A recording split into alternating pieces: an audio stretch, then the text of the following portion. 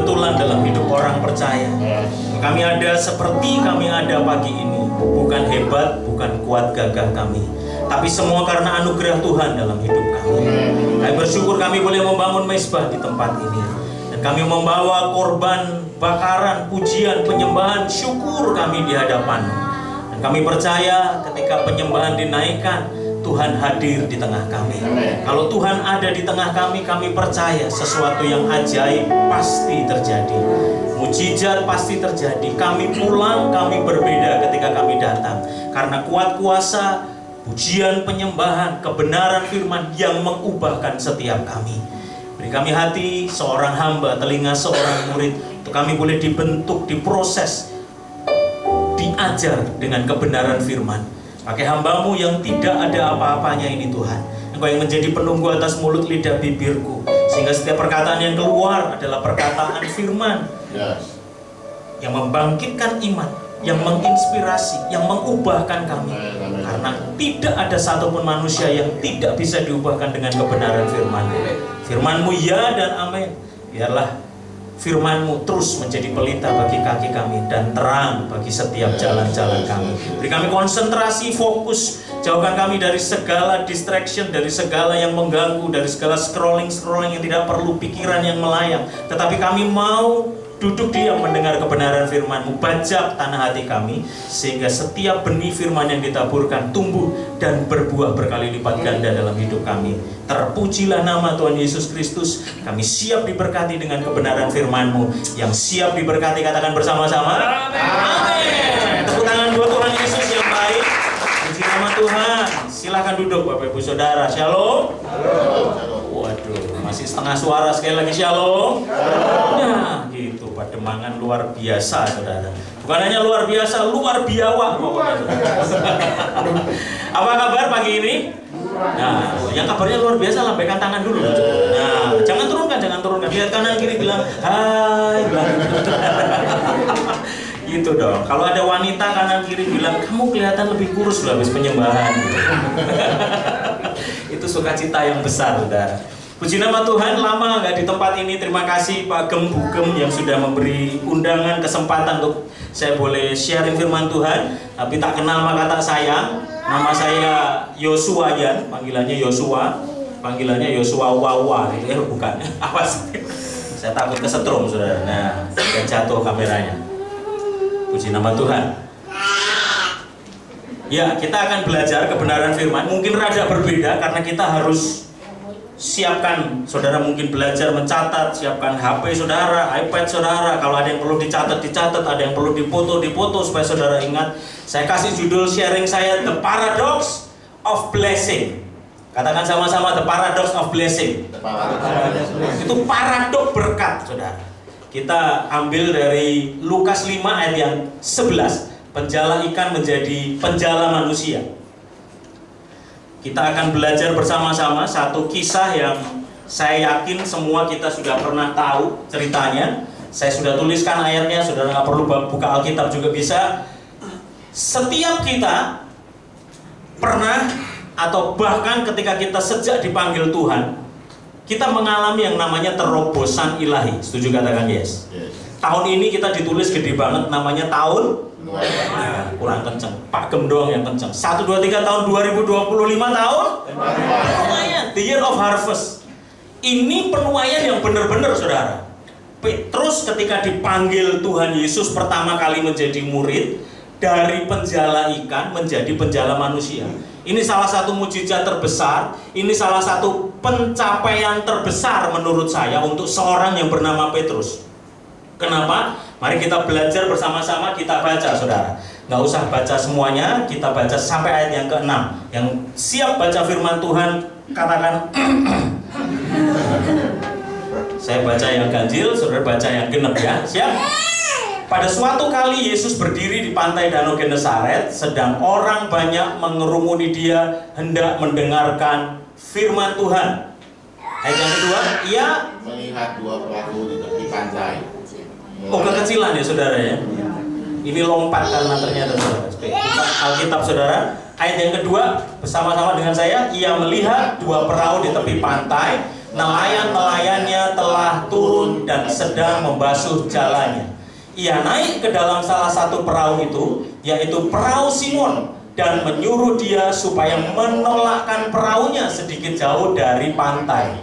Lalu ia duduk dan mengajar orang banyak dari atas perahu. 4, 1, 2, 3. Setelah selesai berbicara, ia berkata kepada Simon, bertolaklah ke tempat yang dalam dan tebarkanlah jalamu untuk menangkap ikan. Sampai di situ dulu, katakan amin. Nah, ini satu kisah yang klise, semua orang kita pernah baca, dari sekolah minggu kita tahu ceritanya ini, saudara. Kita akan belajar untuk kita masuk dalam satu pembelajaran, pengajaran yang berbeda. Mungkin khotbahnya rada berbeda. Jangan harapkan sesuatu yang lucu, ngakak-ngakak, nanti pulang lucunya apa tadi? Nah, tidak tahu, saudara. Tapi kita mau belajar gini, ada catat sesuatu yang perlu, bahwa ada banyak hal, karena kita akan bicara paradoks. Katakan sama-sama paradoks. Paradoks itu sesuatu yang kebalikan, yang kita nggak pernah sangka. Kenapa kita sebut paradoks? Saya ngajar di sini. Penjala ikan menjadi penjala manusia. Saudara, ayat yang ke-6 berkata gini, dan setelah mereka melakukannya, mereka menangkap sejumlah besar ikan, sehingga jala mereka mulai koyak. Intinya begini, saya ceritakan kisahnya dulu. Waktu itu para murid semuanya ngikutin Yesus kemana-mana. Kenapa? Karena pengajaran Yesus luar biasa, pengen belajar dari Tuhan Yesus. Saking banyaknya orang di pinggir pantai, mereka semuanya sampai uyel-uyelan. You know the meaning of uyel-uyelan, saudara? Susuan kayak di PRJ Kemayoran, saudara. Jadi saking nggak bisa ngomong, mungkin Tuhan Yesus kepepet, kepenyet gitu, saudara. Dia ngomong, oke. Lalu dia mulai ngeliat di pinggir pantai ada perahu 2. Dia punya ide. Lalu dia lihat Petrus, gini deh, daripada aku disuk-suk uyel-uyelan, dia naik ke perahu, lalu perahunya tuh jalan ke kanan, ke kiri, ke kanan. Murid-muridnya di pinggir pantai. Sampai di sini yang nangkep katakan ting. Nangkep gitu, saudara. Jadi kenapa peristiwa itu? Supaya kita tahu dulu. Orang mau dengar Yesus. Nah, akhirnya Yesus naik ke perahu Simon Petrus, lalu dia jalan ke kanan, ke kiri, dia ngomong. Saya ini orang sound system, saudara. Saya yakin banget, yang namanya Yesus pada waktu itu sudah ngerti akustik audio system, saudara. Karena bagaimana dia bisa ngomong di depan puluhan atau ratusan orang di pinggir pantai. Saya kemarin habis ngisi retreat di Bangka, retreatnya di pinggir pantai, anak-anak muda gitu ya, semuanya main di pinggir pantai. Ngomong aja susah kalau nggak pakai sound system. Bayangkan zaman dulu, Yesus bisa ngajar di pinggir pantai dengan perahunya kanan, kiri. Saya yakin Yesus sudah ngerti arah angin dari laut menuju ke bibir pantai. Supaya apa? Menyampaikan suaranya itu bisa kedengaran sama murid-murid. Sampai di sini nangkep katakan, wow. Benar nggak? Itu sesuatu wow loh, saudara. Karena dia kanan, kiri, dia ngomong, dia ngajar. Ceritanya begitu, saudara. Nah, setelah dia ngajar itu, bayangkan, sebelumnya tadi dikatakan Petrus sama teman-temannya sudah berlayar cari ikan semalam-malaman di laut yang sama, di titik yang sama, tapi nggak dapat ikan. Anggap ya. Tapi setelah ngajar, Yesus nyuruh gini, sudah yang ngajar selesai, sekarang bawa perahu bertolak lebih dalam. Dan saudara tahu apa yang terjadi?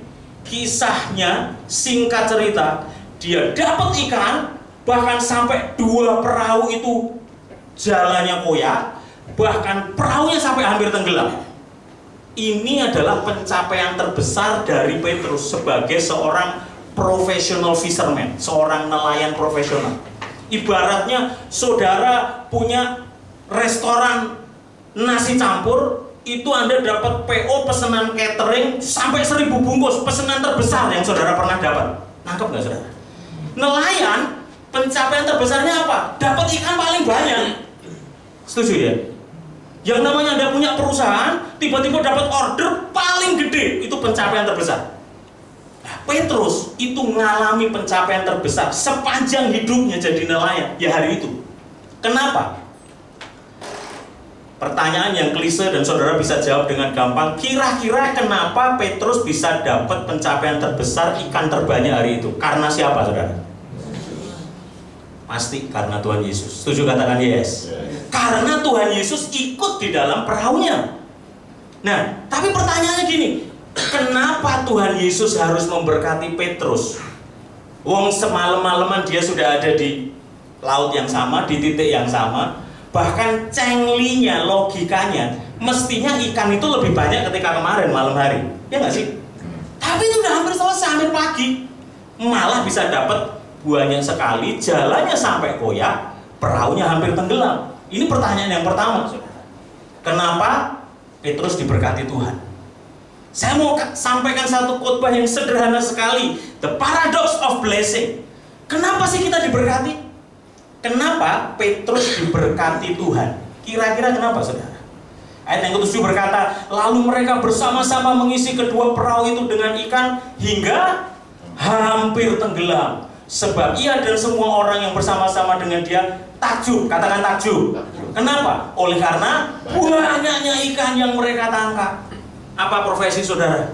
Saya tukang cukur, Pak Yosua. Itu hari dimana ada banyak kepala yang saudara cukur pokoknya. Halo? Saya tukang bakmi, Pak. Saya itu kira-kira hari dimana Anda dapat pesanan catering bakmi terbanyak sepanjang hidup saudara jadi tukang bakmi. Jadi kebayang ya, itu titik pencapaian terbesar yang Petrus alami. Tapi kenapa Petrus diberkati Tuhan? Simpel banget, saudara. Bayangkan, Petrus diberkati Tuhan sesuatu yang sepele, karena dia mendukung pekerjaan Tuhan. Katakan sama-sama, karena mendukung pekerjaan Tuhan. Karena mendukung pekerjaan Tuhan. Pertanyaannya gini, kenapa kita bisa diberkati? Kenapa Petrus bisa diberkati Tuhan? Karena dia mendukung pekerjaan Tuhan. Dikatakan dia berikan perahunya, saudara. Poin yang pertama, kenapa Petrus diberkati Tuhan? Yang pertama, dia mendukung pekerjaan Tuhan dengan perahunya. Itu yang punya ide kan Yesus sendiri yang nyuruh, Pet, dia panggil Petrus, saudara. Aku naik perahumu saja, kita. Yang pertama, dia mendukung pekerjaan Tuhan supaya firman Tuhan bisa disampaikan dengan perahunya. Yang kedua, Petrus juga dia mendukung pekerjaan Tuhan dengan tenaganya. Mungkin saudara bilang gini, Pak, saya nggak punya harta, saya nggak punya kemampuan, saya nggak punya duit. Tapi setiap kita diberi tenaga untuk melayani Tuhan. Betul nggak sih, saudara? Mungkin saudara nggak punya apa-apa, tapi datang ke pagem-pagem. Pokoknya saya nggak punya apa-apa, tapi saya kepingin mendukung pekerjaan Tuhan. Suruh angkat kursi, saya yang angkat, Pak. Pertanyaannya, apakah kita selama ini berpikir dan selalu mencari hal apa yang saya bisa lakukan untuk mendukung pekerjaan Tuhan? Ini paradoks dari kenapa kita diberkati Tuhan. Kok saya bisa diberkati, punya mobil banyak ya? Jangan Tuhan sedang menitipkan berkat supaya saudara bisa mendukung pelayanan pekerjaan Tuhan dengan mobil saudara yang banyak. Tanya Pak Gem, ada cara apa? Pokoknya kasih tahu ya, mobil saya boleh dipakai. Petrus mendukung pekerjaan Tuhan dengan perahunya, dengan tenaganya. Nggak cuma itu, saudara, tapi dia juga memberikan waktunya. Katakan waktu. Itu semalam-malaman Petrus sudah berlayar nyari ikan, nggak dapat apa-apa. Itu mungkin dia sudah hopeless, dia mepet aja, dia bawa perahunya, dia ikat di situ. Cenglinya dia mending gini, mending gua pulang aja nih, tidur istirahat, besok malam berlayar lagi. Tetapi ketika Yesus yang minta dia tetap memberikan waktunya. Betul nggak sih, saudara? Mungkin saudara bilang gini, Pak, saya buka toko sudah sampai malam, Pak, saya ngantor pulang sudah kena macet, ini malam-malam masih diminta Pak Gem Bugem ada acara ibadah doa lagi. Mungkin saudara bisa berikan waktu saudara. Saya tahu mungkin Anda capek, mungkin Anda lelah, mungkin Anda stres sepanjang hari, tapi kok masih diminta mendukung pekerjaan Tuhan? Berapa banyak kita mau memberikan waktu kita untuk mendukung pekerjaan Tuhan? Yang mau katakan amin. Nah, catat. Jadi setiap kita sama seperti Petrus, dia mendukung semua pekerjaan Tuhan dengan perahunya.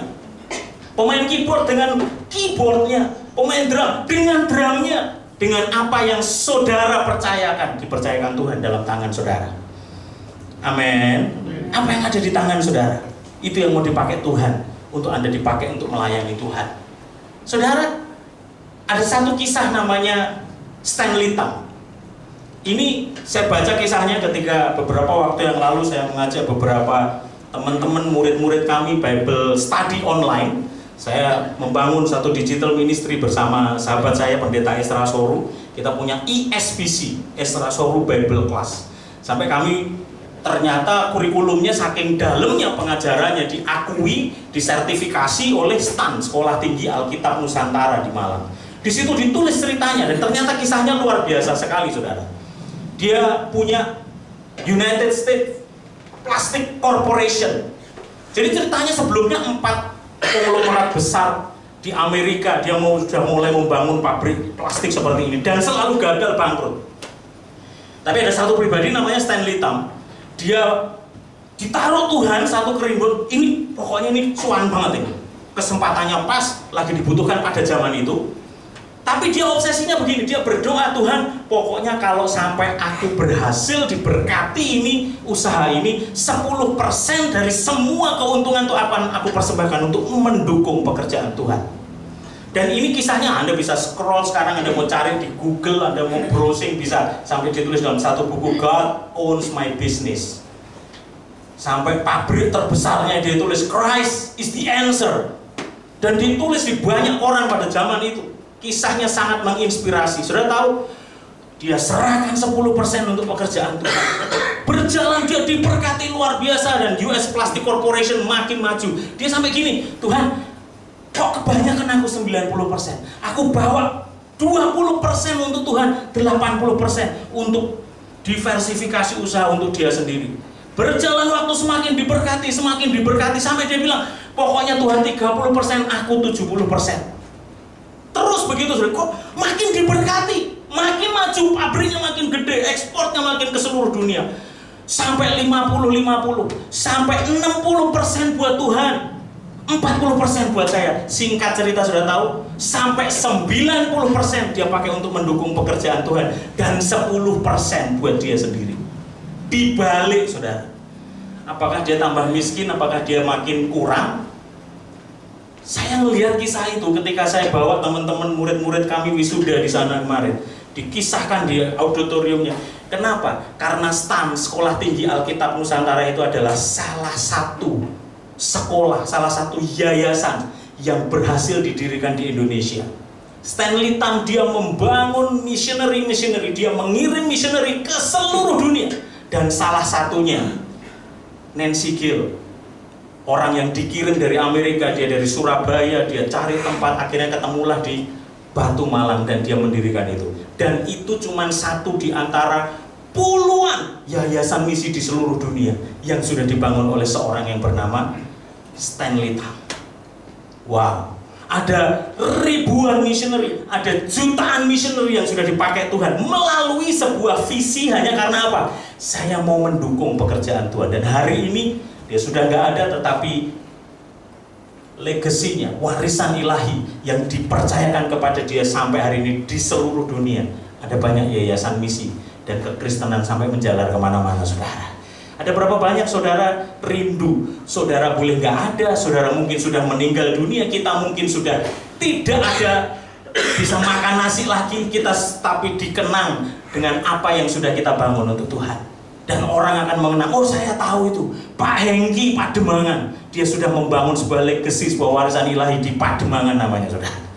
Ada seorang Stanley Tam yang sampai ke seluruh dunia, dia membangun missionary. Dan nama Tuhan dipermuliakan. Ada berapa banyak saudara rindu untuk saudara bisa menjadi alat kepanjangan tangan Tuhan. Petrus, dia dipakai Tuhan, dia diberkati Tuhan, kenapa? Karena dia mendukung pekerjaan Tuhan. Saudara, yang kedua, kenapa Petrus diberkati Tuhan, saudara?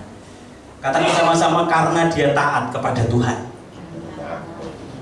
Saudara, jangan kebalik, saudara ya.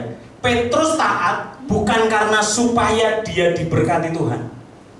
Petrus taat karena dia tahu bahwa firman Tuhan yang akan disampaikan Yesus untuk ngajar itu jauh lebih penting. Dan dia tidak memikirkan, oh nanti saya diberkati atau enggak diberkati, tetapi poin utamanya adalah firman Tuhan disampaikan. Sampai di sini yang nangkep katakan amin.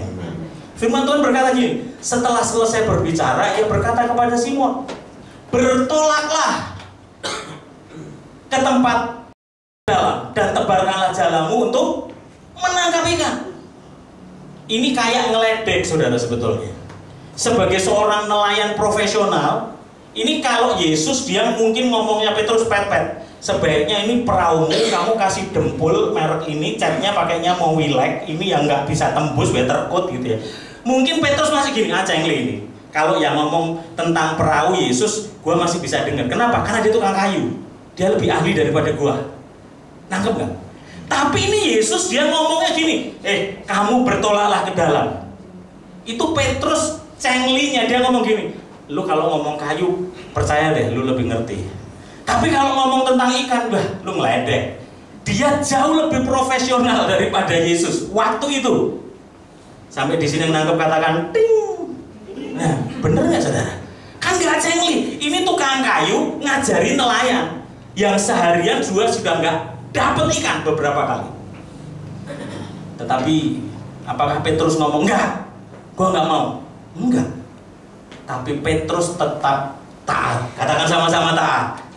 Petrus tetap taat, dia melakukan perintah Yesus sehingga dia diberkati Tuhan. Simon menjawab, "Guru, telah sepanjang malam kami bekerja keras dan kami tidak menangkap apa-apa." Dengar ini saudara ya. "Karena engkau menyuruhnya, aku akan menebarkan jala juga." Kapan dimana saudara mungkin menghadapi satu keputusan yang menurut saudara kayaknya nggak mungkin ini, tapi kok Tuhan suruh ya? Pernah nggak sih saudara gitu? Ada banyak pilihan yang saudara diperhadapkan, tapi kok Tuhan kayaknya hati saya damai sejahtera untuk ngambil keputusan itu. Tapi kok kayaknya orang lain pada melawan, orang lain bodoh lo kalau ngambil keputusan itu. Halo, pernah nggak saudara diperhadapkan seperti itu? Tapi berapa banyak kita bisa berani melangkah seperti Petrus? Ya, kalau ini dari Tuhan, saya akan melangkah dan saya akan melakukannya. Katakan sama-sama taat. Dia memberikan perahunya, dia memberikan waktunya, dia memberikan tenaganya semuanya. Tetapi yang kedua yang tidak boleh kita lupakan, dia taat. Karena tidak semuanya gampang untuk taat. Sama seperti ketaatan yang dilakukan oleh Abraham ketika dia diminta Ishak untuk dipersembahkan. Itu nggak gampang anaknya suruh persembahkan. Sama ketika Yosua disuruh Tuhan, perkatakanlah kitab Taurat itu kamu masuk ke tanah Kanaan. Itu mustahil. Kenapa? Karena jumlah tentaranya kalah, bodinya kalah, orangnya kalah, lahannya kalah, posisinya kalah. Tetapi kalau Tuhan yang nyuruh, dia tetap melakukannya. Berapa banyak kita mau taat melakukan karena supaya kita diberkati Tuhan. Dialah yang akan menerima berkat. Siapa yang akan menerima berkat, saudara? Katakan sama-sama, baca 1, 2, 3 sama-sama. Orang yang bersih tangannya dan murni hatinya, yang tidak menyerahkan dirinya kepada penipuan dan yang tidak bersumpah palsu, dialah yang akan menerima berkat dari Tuhan dan keadilan dari Allah yang menyelamatkan dia. Ada berapa banyak yang siap diberkati Tuhan? Lambaikan tangan saudara. Yang siap diberkati, berikan tepuk tangan kemuliaan buat Tuhan. Tapi kuncinya bersih tangannya, murni hatinya, taat, melakukan apa yang diperintahkan Tuhan. Tapi poin yang penting itu gini saudara, bahwa Petrus melakukan ketaatan itu bukan supaya dia diberkati Tuhan. Kalau ada datang ke gereja di tempat ini tepat waktu, saudara memuji menyembah Tuhan, saudara lakukan apa yang mendukung pekerjaan Tuhan, apa yang Pak Gem Bugem atur, apa yang Pak Gem taruh tempatkan saudara, Anda melakukan itu semuanya dengan senang hati. Berkat itu nanti akan ngejar sendiri saudara. Percayakah saudara bahwa berkat itu mengejar orang benar saudara? Ketika kita hidup taat. Orang benar bukan ngejar-ngejar berkat, tetapi orang benar dikejar berkat. Setuju? Katakan yes. Nah, ini yang paling penting saudara. Bagaimana sikap Simon Petrus? Ini paradoksnya. Bagaimana sikap Simon Petrus terhadap berkat Tuhan? Ini sangat penting. Saudara baca ya. Melalui peristiwa itu, justru Petrus bisa ngomong gini loh. Dia menyadari betul keilahian Yesus. Ayatnya berkata gini. Ayat yang kelima. Simon menjawab, "Guru, telah sepanjang malam kami bekerja keras dan kami tidak menangkap apa-apa."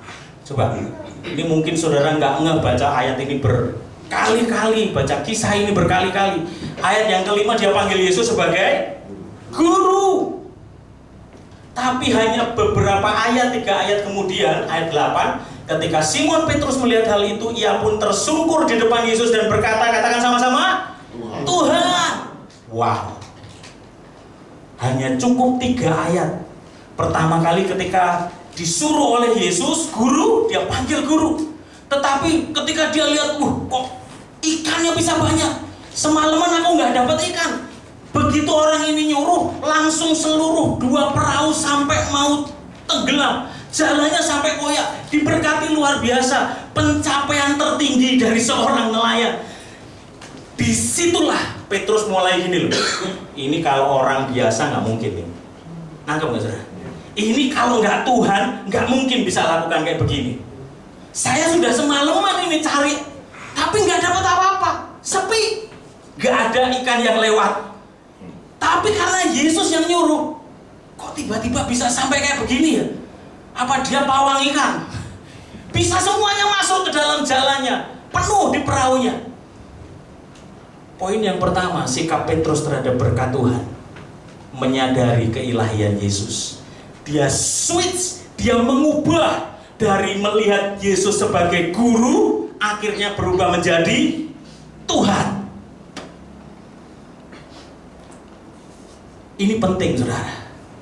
Petrus bisa menyadari keilahian Yesus bukan ketika dia sakit lalu sembuh, dia gagal, dia bangkrut, lalu tiba-tiba dapat cuan gitu. Enggak. Petrus menyadari keilahian Yesus justru ketika dia diberkati Tuhan.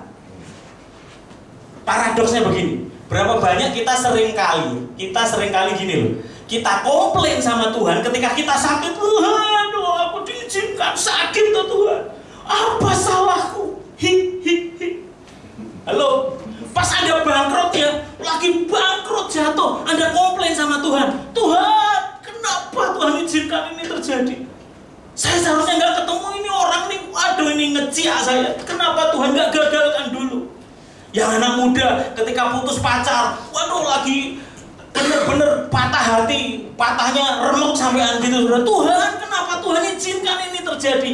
Halo, seringkali kita komplain, kita marah, kita cari Tuhan ketika kita mengalami hal-hal seperti itu. Tetapi pernah nggak sih kita tanya sama Tuhan, kita cari Tuhan ketika kita diberkati kayak Petrus? Tuhan, kok saya tiba-tiba warungnya ramai? Tuhan punya rencana apa? Halo, ada nggak yang kayak gitu, saudara? Ini paradoks ya. Saya mau, pernah nggak sih saudara gini? Teman-temanku satu kantor itu ya, kalau ada satu flu, pasti semuanya kena flu. Saya doang yang nggak pernah sakit. Pernah nggak sih saudara berpikir gini? Tuhan, kenapa aku sehat terus? Apa rencana Tuhan karena sehatku? Nangkep nggak saudara? Kita sering kali hanya komplain sama Tuhan ketika kita hancur, ketika kita bangkrut, ketika kita sakit, ketika kita lemah. Paradoksnya seharusnya dalam konteks yang sama, kita juga harus bertanya sama Tuhan, kenapa saya diberkati? Karena gini loh saudara, tujuan sesungguhnya ketika Tuhan membuat mujizat, ketika Tuhan memberkati, ketika Tuhan membuat terobosan, itu bukan goalnya, itu bukan tujuannya. Karena tujuan Tuhan sesungguhnya pasti supaya orang itu mengalami pengenalan akan Tuhan lebih lagi, supaya orang lebih tahu akan kebenaran firman Tuhan. Setuju nggak sih saudara? Saya buktikan buat saudara ya. Saya menulis beberapa catatan di sini bahwa hampir semua mujizat yang Yesus tulis di dalam Alkitab, yang tertulis dalam setiap peristiwa di perjanjian baru di Alkitab manapun, selalu setelah mujizat itu, Yesus itu mau memperkenalkan pribadinya kepada mereka. Coba sudah catat nanti ya. Penyembuhan orang buta, ketika Yesus menyembuhkan orang buta, sebenarnya ingin membawa orang kepada sebuah kebenaran tentang Yesus, yakni akulah terang dunia. Yohanes 8 ayat 12 sampai 20. Anda bayangin, ketika orang buta yang gelap, gak pernah lihat apa-apa, disembuhin sama Tuhan, itu dia mudah banget ngerti artinya ketika Yesus, ketika dia melek, dia lihat terang, lalu Yesus gini, akulah terang dunia. Itu orang Sampai matinya dia nggak akan pernah lupa, saudara. Kenapa? Karena bertahun-tahun dia mengalami gelap dan tiba-tiba dia lihat terang. Dia tahu arti betul terang dunia. Yang nangkep katakan yes. Pemberian makan 5.000 orang, belum termasuk wanita dan anak-anak, dengan 5 roti dan 2 ikan. Sebenarnya Yesus ingin membawa orang kepada sebuah kebenaran tentang Yesus. Matius 14 ayat 13 sampai 36. Anda buktikan nanti. Kata-katanya Yesus apa? Setelah selesai mujizat dia ngomong gini, akulah roti hidup. Ngerti kan? Ketika dikenyangkan, bayangkan orang 5.000 lebih kelaparan, pokoknya aduh ini udah kerucuk. Setelah dia kenyang, begitu dikasih tahu akulah roti hidup, nangkep nggak pasti? Pasti nangkep.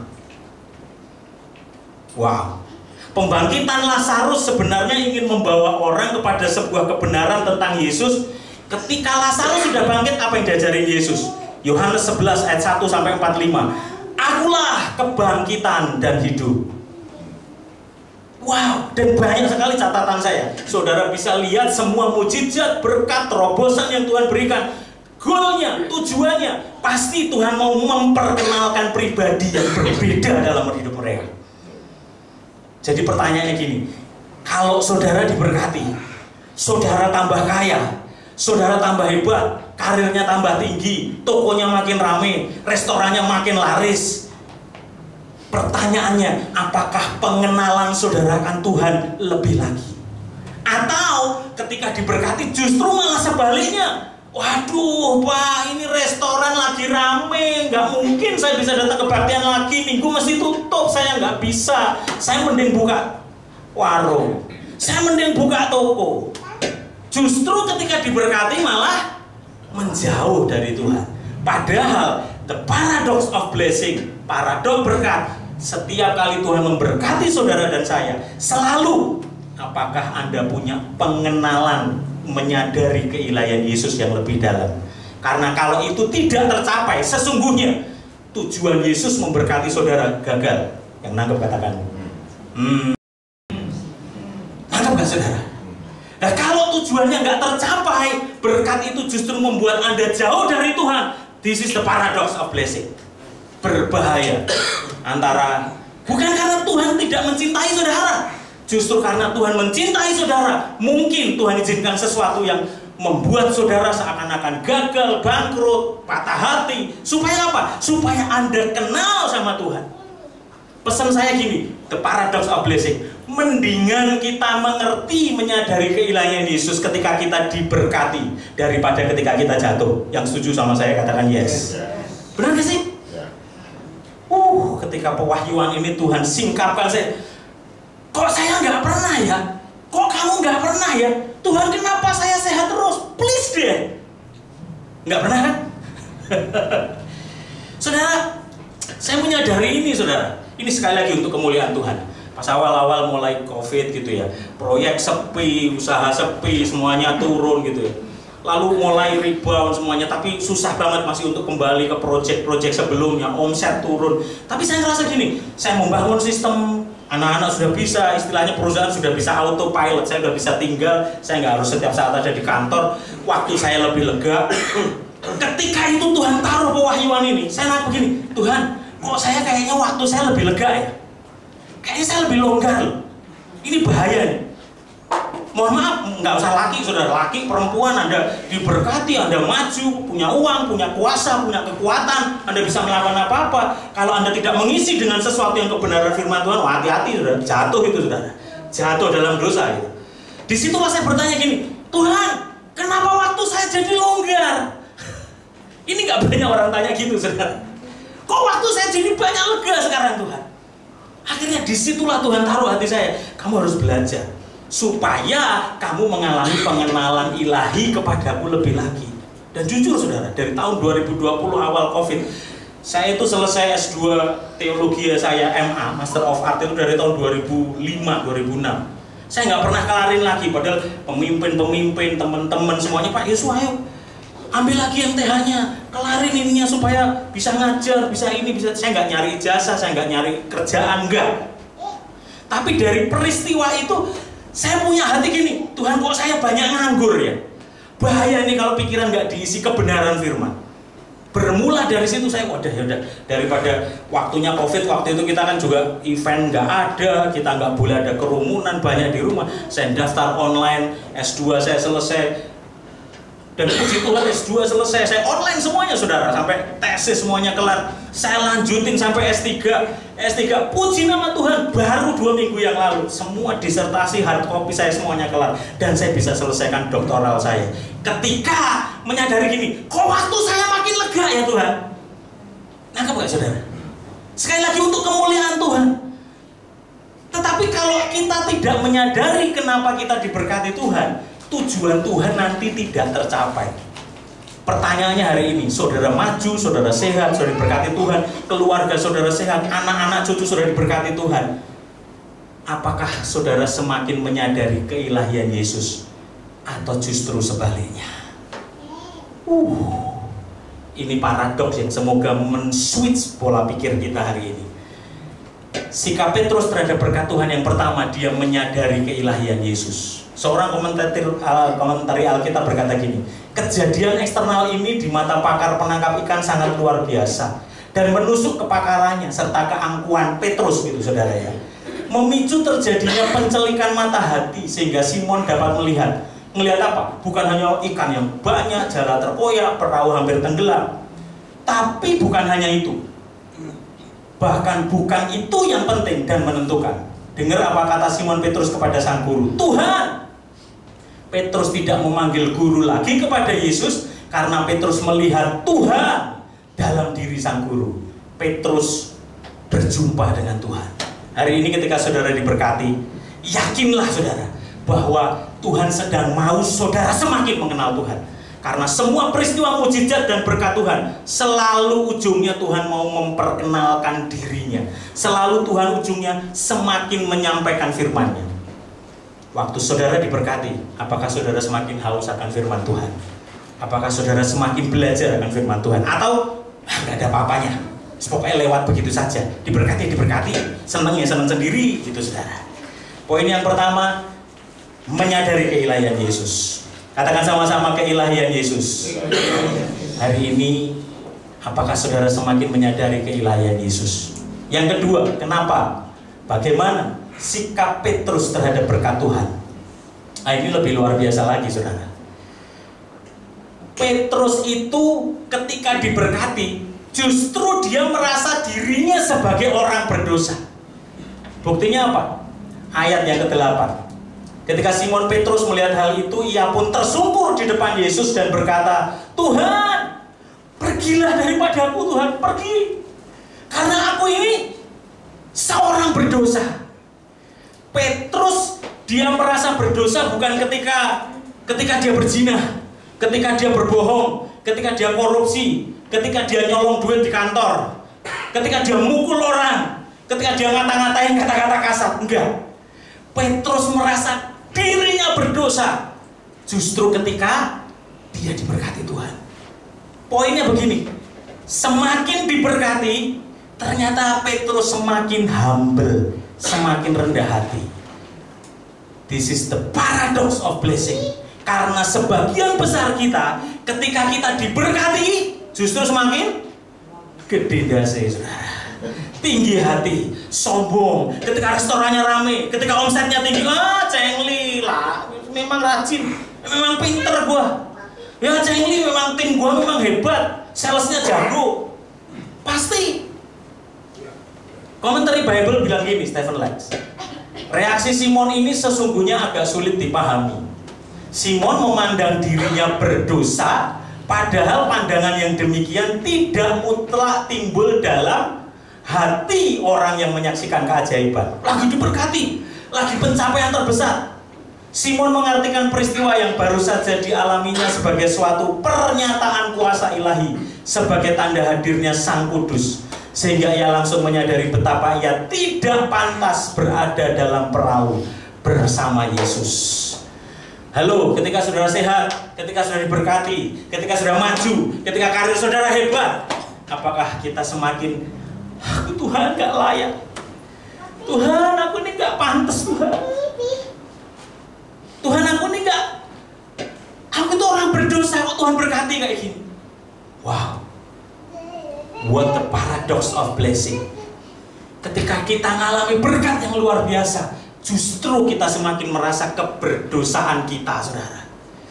Andar Ismail, komentari Bible, dia tulis gini, kapan Petrus merasa berdosa sehingga dia berseru, Tuhan pergilah daripadaku karena aku ini orang berdosa. Bukan ketika ia membuat kesalahan, melainkan ketika ia merasa takjub atas kebaikan dan keagungan Tuhan. Petrus tiba-tiba sadar bahwa kualitas dirinya begitu berbeda dari Tuhan. Petrus merasa bahwa hubungannya dengan Tuhan terputus. Ia merasa tidak punya hubungan dengan Tuhan. Sebab itu ia merasa tidak layak berada di hadapan Tuhan. Sikap Petrus ketika dia diberkati Tuhan, yang pertama, dia menyadari keilahian Yesus. Yang kedua, dia merasa dirinya nggak layak, dirinya berdosa. Semakin rendah hati, semakin humble. Ayo, berapa banyak kita diberkati, malah semakin susah dikasih tahu. Ditegur ketua kelompok selnya, ditegur Pak Gembala, Bu Gembala, malah ngeyel. You know the meaning of ngeyel, saudara? Makin keras kepala diajar nggak bisa. Wah, saya udah jago, saya sudah hebat. Tetapi Petrus, ketika dia diberkati luar biasa, di puncak pencapaiannya, dia justru semakin merasa dirinya orang yang berdosa. Apalagi yang terakhir, saudara, saya tutup dengan sikap Petrus terhadap berkat Tuhan. Ini paradoks banget, sesuatu yang di luar nurul, nggak masuk kadal, saudara. Saudara, sikap Petrus terhadap berkat Tuhan, dia mengambil keputusan untuk mengikut Yesus. Itu sebabnya judul perikopnya diubah dari penjala ikan menjadi penjala manusia. Ini tahun penuaian, di mana setiap kita seharusnya menangkap satu switch paradoks berkat ini, saudara. Apa buktinya? Ayat yang ke-10 sampai dengan 11. Kata Yesus kepada Simon, jangan takut. Mulai dari sekarang engkau akan menjala manusia. Dia dipanggil sama Yesus. Dan sesudah mereka menghela perahu-perahunya ke darat, mereka pun meninggalkan segala sesuatu, lalu mengikut Yesus. Katakan amin. Ini aneh, saudara. Ini aneh. Di puncak pencapaian Petrus, PO terbesar, hasil terbesar, karya terbesar yang diraih oleh seorang profesional nelayan. Kira-kira cengli nggak sih kalau Petrus gini? Telepon dulu deh ke istrinya, Mama, ini ada 2 perahu, ini udah hampir tenggelam, ini ikannya banyak sekali. Boleh nggak sih kamu tolong langsung bawa ini ke TPI, tempat pelelangan ikan. Lumayan lah ada cuannya, nanti aku mau mengikut Yesus. Kira-kira ditulis gitu nggak, saudara? Atau nggak usah jauh-jauh telepon istrinya, dia nyuruh teman-temannya di situ, tolong jualin dulu dong ikan-ikannya, tolong diambil, segera jadi duit, ntar bagi hasil deh. Lu 20% deh, gue kasih komisi deh, 80%-nya buat gue deh. Ada nggak ditulis gitu, saudara? Nggak ada. Ini keren banget menurut saya. Petrus mengambil keputusan untuk mengikut Yesus. Jadi gini loh, ternyata ketika dia ngelihat ikan yang begitu banyak, ngelihat pencapaian yang terhebat sepanjang karirnya sebagai nelayan, itu tidak ada artinya, tidak ada apa-apanya dibanding pengenalan dia kepada Yesus. Dan dia tinggalkan itu begitu saja. Alkitab tidak pernah mencatat teman-temannya segera mengambil itu. Dia udah cuekin itu berkat. Kenapa? Karena dia melihat pengenalan akan Yesus jauh lebih besar, jauh lebih berharga, jauh lebih penting daripada ikan-ikan jen, saudara. Halo, one day, this is the paradox of blessing. Berapa banyak kita ketika diberkati, justru kita semakin tertarik kepada berkat, lari kepada berkat. Betul nggak sih, saudara? Saudara ingat nggak lagu ini, saudara? Tolong keyboardnya. Berkatmu yang telah ku terima, terus apa, saudara? Sempat membuatku terpesona. Saudara tahu, ketika Pak Niko nulis lagu ini, banyak orang komplain, Pak Niko salah nih syairnya, sombong banget nih Pak Niko nih penulisnya nih. Masa berkat Tuhan cuman sempat membuat terpesona? Tapi saya ingat betul Pak Niko jawab ini, enggak, salah lagunya. Syairnya benar. Kiranya berkat Tuhan cukup hanya sempat membuat terpesona. Kenapa? Karena supaya kita hanya terpesona kepada sumber berkatnya, bukan kepada berkatnya. Yang setuju katakan amin. Berapa banyak saudara mau lebih terpesona dengan sumber berkatnya daripada berkatnya saudara? Petrus dia meninggalkan berkatnya, kenapa? Karena dia tahu ketemu sama sumber berkatnya. Dia tahu ini sumbernya dan dia tidak akan pernah kekurangan lagi memuaskan segala sesuatu yang dia punya, yang dia mau, yang dia rindukan. This is the paradox of blessing. Paradok berkat. Karena seringkali ternyata berkat Tuhan tidak membuat kita semakin menyadari keilahian, tidak semakin membuat kita humble, tetapi justru membawa kita lari jauh dari Tuhan. Petrus tinggalkan itu semua, nggak ada artinya lagi. Matthew Henry di komentari Bible bilang gini, mereka bukannya pergi untuk mencari pasar di mana mereka bisa menjual ikan-ikan itu sehingga bisa mendapat keuntungan besar dari mujizat tadi, melainkan meninggalkan segala sesuatu, ikannya, perahunya, lalu mengikut Yesus. Sebab mereka lebih bersemangat untuk melayani kepentingan Kristus daripada mencari keuntungan duniawi bagi diri mereka sendiri. Yang nangkep katakan amin. Wow. Semua berkat yang Tuhan sediakan tidak ada artinya lagi ketika dia mengenal pribadi sumber berkat itu, saudara. Hari ini mungkin sudah berpikir gini, Pak, saya kok mobil saya tambah terus saya makin banyak. Mungkin Tuhan sedang titipkan berkat itu. Anda datang ke Pak Gem, kalau butuh acara apa-apa, butuh truk, butuh bawa kursi gereja, butuh bawa alat, kasih tahu saya, mobil saya banyak. Mungkin Tuhan lagi nitipin mobil itu buat saya. Halo? Amin. Saya diberikan waktu yang lebih lega. Waktu itu saya cari, kenapa Tuhan izinkan ini terjadi? Saya mau belajar kebenaran firman lebih lagi. Mungkin saudara begini, saudara punya karir yang hebat, restoran yang mulai laris, toko yang makin kenceng laris, toko online yang waduh setiap hari pokoknya lakban terus suaranya krak gitu saudara. Mungkin Tuhan sedang titipkan berkat itu supaya saudara semakin kenal Tuhan dan saudara bisa mendukung pekerjaan Tuhan. Karena ujung dari berkat, ujung dari terobosan sesungguhnya pasti saya jamin adalah pengenalan saudara akan Tuhan lebih lagi. Itu sebabnya hampir semua mujizat yang Yesus kerjakan, ujungnya kalau tidak di ayat terakhir, di perikop berikutnya, di ayat berikutnya dia selalu ngomong gitu, akulah terang dunia, akulah roti hidup. Jadi nangkeplah gini, waktu Lazarus dia mati, dia bangkit, Marta sama Maria, itu enak banget di Injil Yesus ketika Yesus ngomong akulah kebangkitan dan hidup. Kenapa? Karena dia tahu rasanya waktu susah ditinggal saudaranya. Hari ini ketika saudara diberkati, Tuhan sedang menitipkan berkat itu buat saudara. Mohon maaf, khotbah ini mungkin gak enak, gak lucu, gak asik, tetapi this is the paradox of blessing. Supaya kita tidak hanya komplain sama Tuhan ketika jatuh, sakit, bangkrut, tetapi hari ini kalau saudara sehat, diberkati, keluarga bahagia, karir yang hebat, sesungguhnya justru disitulah Tuhan sedang bertanya, apakah engkau semakin humble, merasa dirimu berdosa? Apakah engkau semakin punya pengenalan akan Tuhan, atau justru semakin jauh dari Tuhan? Karena kalau Anda tidak menangkap itu, sesungguhnya tujuan dari berkat Tuhan itu tidak tercapai.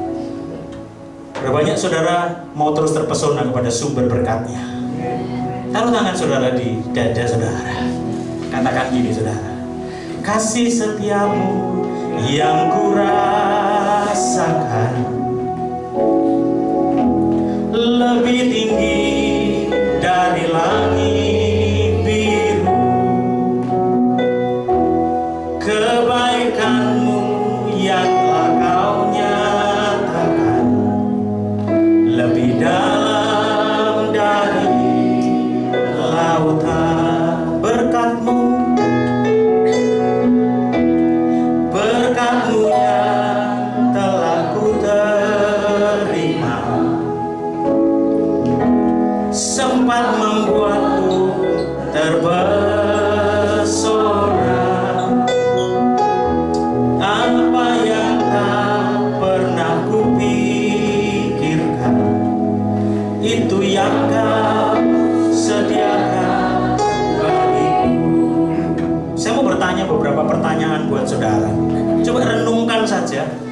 menyapa sedikit, beberapa detik pikirkan gitu saudara. Bagaimana dengan saudara hari ini? Apakah berkat-berkat yang saudara terima sekian lama sudah membuat saudara mengenal Yesus yang sesungguhnya? Halo? Yang kedua, apakah berkat-berkat yang saudara terima sampai dengan hari ini sudah membuat saudara sadar akan kesucian Allah dan keberdosaan saudara? Atau justru sebaliknya, kita semakin keras kepala dan susah dibentuk? Yang ketiga saudara, apakah berkat-berkat yang saudara terima sekian lama sudah membuat saudara lebih sungguh-sungguh mengikut Yesus? Mohon maaf, atau sebaliknya, diberkati tapi makin jauh, ninggalin jam-jam doanya, makin gak pernah baca firman Tuhan, makin susah nolong orang, makin susah memberi, bahkan makin pelit. Dan yang terakhir, apakah berkat-berkat yang saudara terima sekian lama sudah berdampak pada kerohanian saudara hari ini? Atau justru sebaliknya, pengalaman Petrus menunjukkan pada kita bahwa kita seharusnya lebih menghargai pemberi berkat daripada berkat-berkatnya. Sama ketika Petrus meninggalkan ikan-ikan itu. Itulah sikap Petrus kepada Tuhan. Pertanyaannya pagi ini, bagaimana dengan saudara? Bagaimana dengan setiap kita? Taruh tangan kirimu di dada, angkat tangan kananmu, katakan, siapakah aku ini, Tuhan? Jadi biji matamu, dengan apakah Tuhan? Dengan apakah ku balas Tuhan, selain puji dan sembah? Angkat tanganmu, katakan, siapakah aku ini? Siapakah aku ini, Tuhan? Jadi biji matamu, oh dengan apa kami membalas kebaikan Tuhan? Ku balas Tuhan, selain puji dan sembah. Pejamkan mata saudara. Aku berdoa buat jemaat GBI Pademangan hari ini, Tuhan. This is the paradox of blessing. Sebuah paradok berkat. Ampuni kami. Kami sering komplain sama Tuhan. Justru ketika kami berdosa, jatuh dalam dosa, sakit penyakit, bangkrut, gagal. Tetapi kami seringkali lupa ketika kami diberkati, ketika kami dibawa naik, ketika kami sehat, ketika kami hebat, ketika kami laris. Kami tidak pernah bertanya kenapa kami diberkati. Karena ada berkat yang dititipkan Tuhan dalam setiap kami. Itu sebabnya siang ini Tuhan jamah hati kami. Kalau ada berkat yang Tuhan titipkan dalam keluarga kami, bisnis, usaha, karir kami, untuk melayani pekerjaan Tuhan, untuk memperluas kerajaan-Mu, untuk membawa kami semakin mengenal pribadi Tuhan lebih lagi. Ampuni kami Tuhan. What the paradox of blessing. Ini paradok berkat yang seharusnya mengubahkan sikap hati kami supaya kami semakin mengenal Tuhan. Terima kasih Tuhan, hamba-Mu selesai berbicara, tetapi kami percaya firman-Mu tidak pernah berhenti berbicara dalam hidup kami. Kami pulang, kami berbeda ketika kami datang. Ada satu paradigma yang baru yang diubahkan untuk kami semakin menghargai berkat Tuhan, bukan karena nominalnya, tetapi karena kami mau haus dan semakin rindu mengenal Tuhan. Ada firman apa yang Tuhan sedang sampaikan melalui berkat-berkat yang Tuhan percayakan. This is the paradox of blessing for us. GBI Pademangan diberkati Tuhan. Dalam nama Yesus, haleluya. Katakan sama-sama, amin. Tuhan Yesus memberkati.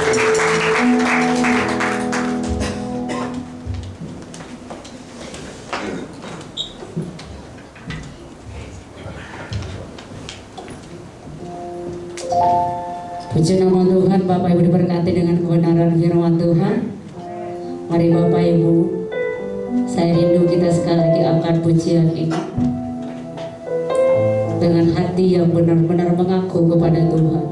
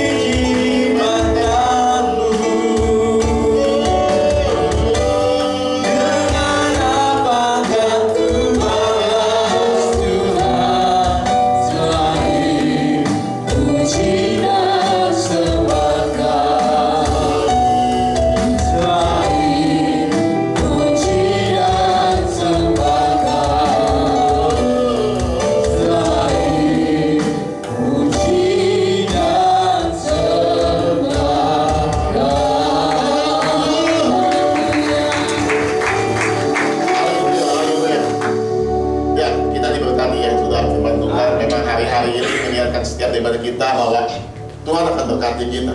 Tuhan akan pakai dengan luar biasa. Tapi pertanyaannya buat kita, pada saat kita diberkati itu kita jadinya apa? Ya kan, karena banyak yang saya lihat justru orang diberkati malah menjauh dari Tuhan. Dulu rajin ke gereja, begitu diberkati, Pak saya sibuk Pak, saya minggu nggak bisa datang ke gereja, toko saya rame Pak kalau minggu. Dan itu makanya dikatakan paradoks. Harusnya seperti Petrus tadi benar. Ya waktu diberkati bukannya makin jauh sama Tuhan, malah justru semakin sungguh-sungguh sama Tuhan. Tapi yang memang kebanyakan seperti itu, lupa. Ya begitu diberkati, udah kabur, hilang. Tadinya pelayanan, begitu diberkati, udah kabur. Kenapa? Udah matanya udah terini sama berkat. Ya dulu nggak punya uang ya ke gereja cari Tuhan, begitu punya uang ya udah bisa lakukan apapun dengan uangnya. Nangis lah gitu. Ya, tapi saya percaya dengan kita mengerti firman Tuhan hari ini, apapun keadaannya kita tetap mengasihi Tuhan. Ya, waktu kita sakit kita cinta Tuhan, waktu kita sehat kita tetap cinta Tuhan, waktu kita dalam keadaan susah kita cinta Tuhan, waktu kita diberkati kita juga tetap cinta Tuhan dengan luar biasa. Ya, tadi sampai S3 dia doktorat, ilmunya saya kalah setingkat.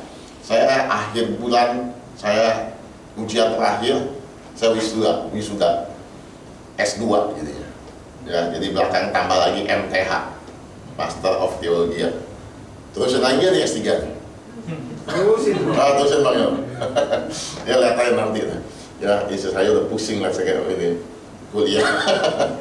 Ya nanti kita lihat aja. Ya kalau memang ini saya terusin lagi. Ya itu aja. Yuk kita sungguh-sungguh seperti Petrus. Ya firman Tuhan yang memberkati. Kiranya kita tetap semakin cinta sama Tuhan apapun yang boleh ada. Waktu Tuhan kasih kita waktu lebih, tanya ada apa yang Tuhan inginkan melalui waktu yang lebih.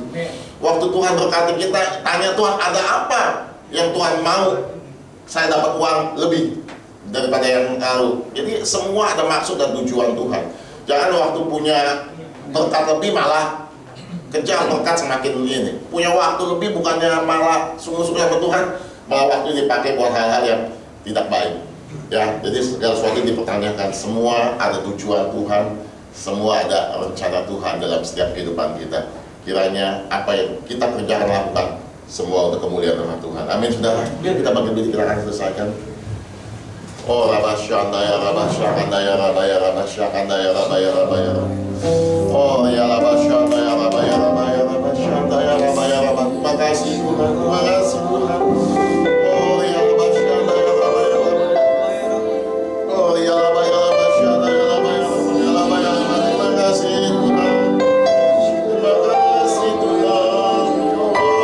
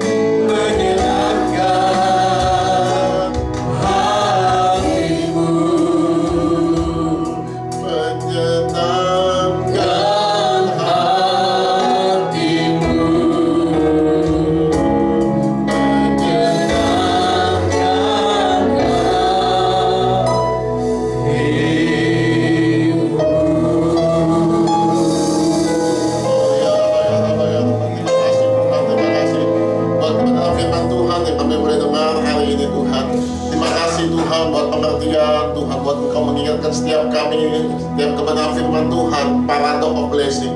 Kami Tuhan, mata kami mulai dicelupkan, mata kami diingatkan kembali bahwa setiap apa yang terjadi dalam hidup kami, Engkau punya tujuan atas semuanya itu Tuhan. Waktu kami diberkati, Engkau punya tujuan atas berkat yang Engkau percayakan buat kami. Waktu kami diberikan kesehatan, Engkau punya tujuan buat kesehatan untuk kami pakai untuk kemuliaan nama Tuhan.